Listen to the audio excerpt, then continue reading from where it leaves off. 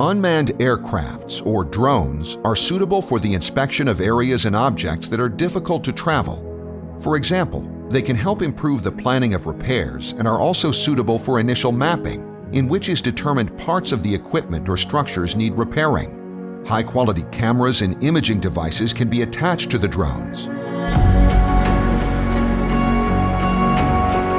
Small drones are designed to examine the wear and damage of interior structures and equipment.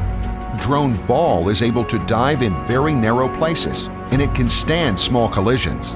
In addition to LED lights, it has a high-quality camera and a thermal camera. It allows you to inspect in tight and dangerous places. These are, for example, tanks, boilers, tunnels, pipelines, and chimneys. A detailed and accurate image of the object inspected is used as a tool for the object's condition survey report.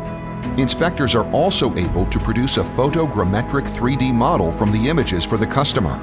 Drone inspections are fast, safe, and inexpensive.